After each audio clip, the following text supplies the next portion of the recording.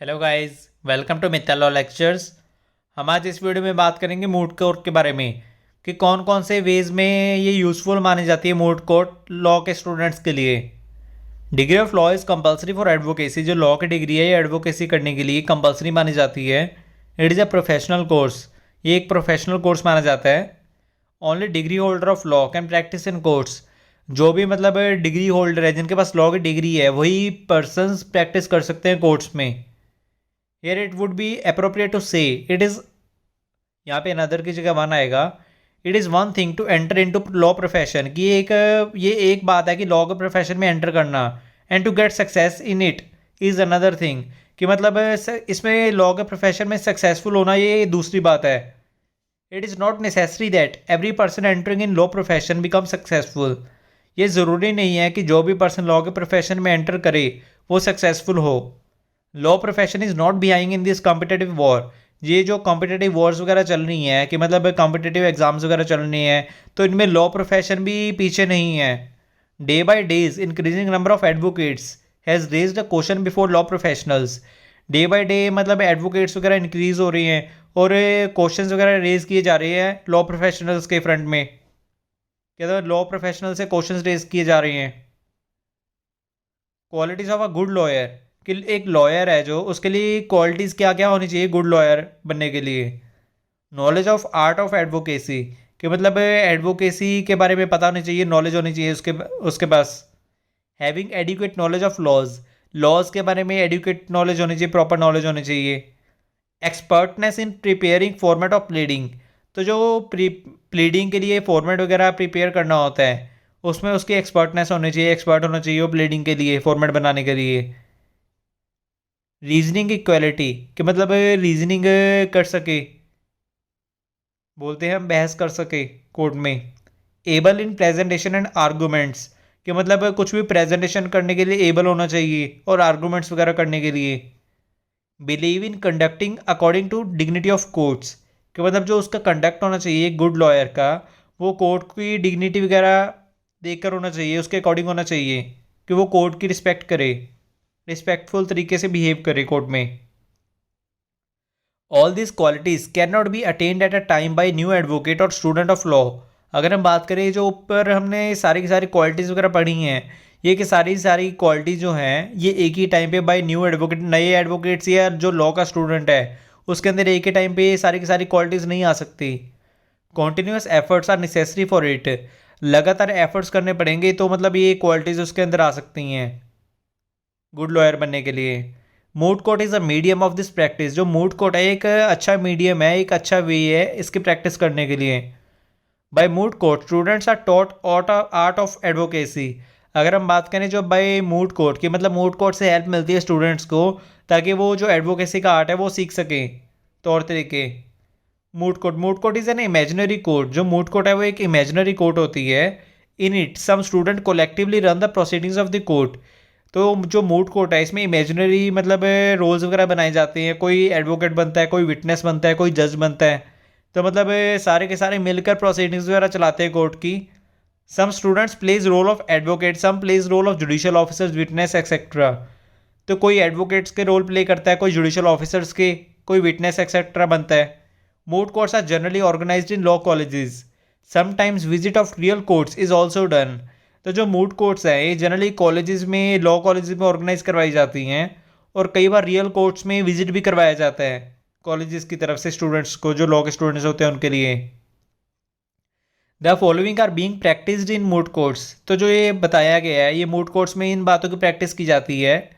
How to present pleadings in the court, कि मतलब जो कोर्ट है, कोर्ट में अपनी बहस वगैरह कैसे करनी है, कैसे प्रेजेंट वगैरह करना है अपने आप को, अपने फेवर में कैसे हक वगैरह फैसला वगैरह लेना, डिग्री लेनी है।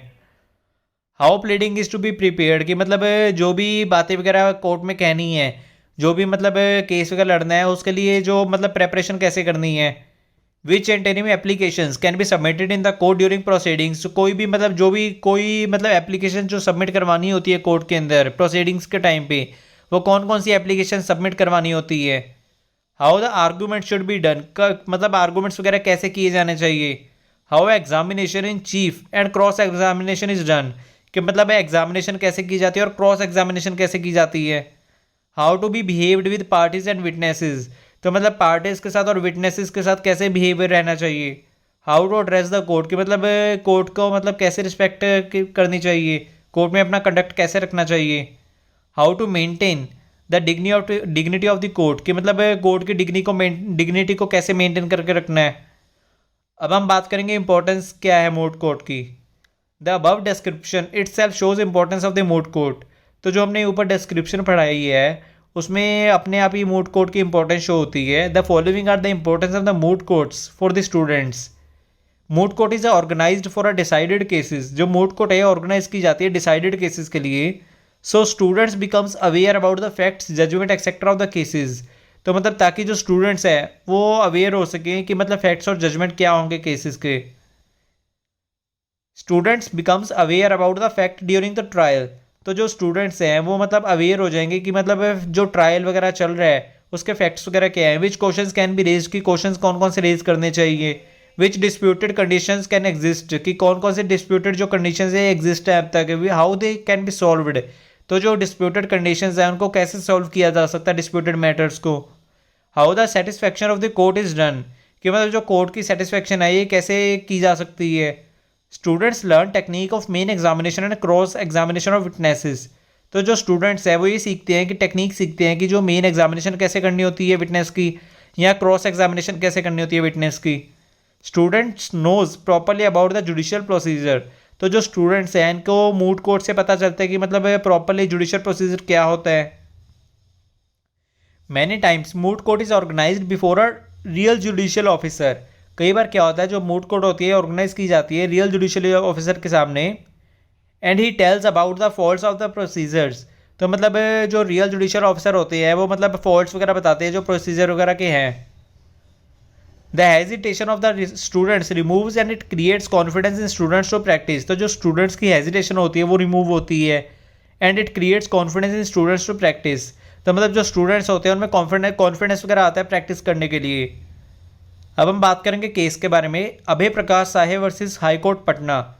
Patna high court decided that the standard of legal profession is declining. The following are the reasons of it according to high court, तो इसमें पटना हाई कोर्ट ने बताया है अपने फैसले में, अपने डिसीजन ने दिया है कि जो स्टैंडर्ड है लीगल प्रोफेशन का ये दिन पर डे बाई डे मतलब नीचे हो रहा है। The following are the reason, ये रीजंस हैं कुछ इसकी वजह से नीचे हो रहा है इसका लीगल प्रोफेशन का जो स्टैंडर्ड है। Shortage of good colleges to prepare good legal professionals, तो मतलब जो कॉलेजेस की अच्छे कॉलेजेस की शॉर्टेज है, क्योंकि अगर अच्छे कॉलेज होंगे तो ही तो अच्छे लीगल प्रोफेशनल्स बन पाएंगे। Law exams are not held timely, तो जो लॉ के एग्जाम्स हैं टाइमली नहीं लिए जा रहे। Use of unfair means in exams, कि मतलब गलत तरीक़ों से एग्जाम्स को पास किया जा रहा है या करवाया जा रहा है। Shortage of good standard law books, कि जो अच्छे स्टैंडर्ड की जो लॉ बुक्स हैं उनकी शॉर्टेज है।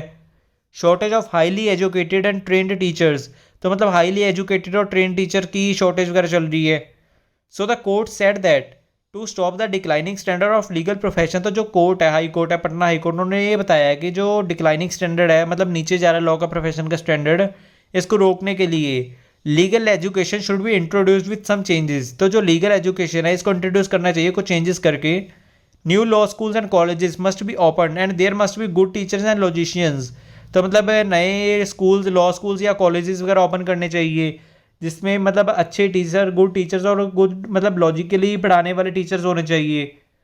Mood courts helps in it by moot court students of law knows that, तो जो मूड कोर्ट है इसमें मूड कोर्ट के द्वारा हेल्प की जाती है। तो जो मूड कोर्ट है ये जो लॉ के स्टूडेंट्स हैं इन मूड कोर्ट से इनको ये पता चलता है if they are careless in advocacy action under consumer protection act 1986 can be taken against them, तो अगर तो कोई एडवोकेट है वो अपने पेशे में मतलब केयरलेस होगा तो उसके अगेंस्ट एक्शन लिया जा सकता है कंज्यूमर प्रोटेक्शन एक्ट 1986 के under. If they are found guilty of professional misconduct their ad may be cancelled और सस्पेंडेड, तो मतलब अगर तो वो ये पाए जाते हैं कि हाँ वो उन्होंने प्रोफेशनल मिसकंडक्ट किया है उसके लिए गिल्टी पाए जाते हैं, तो जो मतलब उनको एड वगैरह दी जाती है जो उनको बेनिफिट्स वगैरह दी जाते हैं वो कैंसिल या सस्पेंड किए जा सकते हैं। They can be punished if found contempt of court, अगर वो एडवोकेट जो है वो कोर्ट की कंटेम्प्ट करेंगे तो वो पनिश किया जा सकता है उनको कोर्ट ऑफ कंटेम्प्ट के तौर पे, उसके लिए पनिशमेंट की जा सकती है। Advocate can not do any other profession with advocacy. तो जो एडवोकेट है वो कोई और प्रोफेशन नहीं कर सकता एडवोकेसी के साथ साथ। Okay guys, thank you.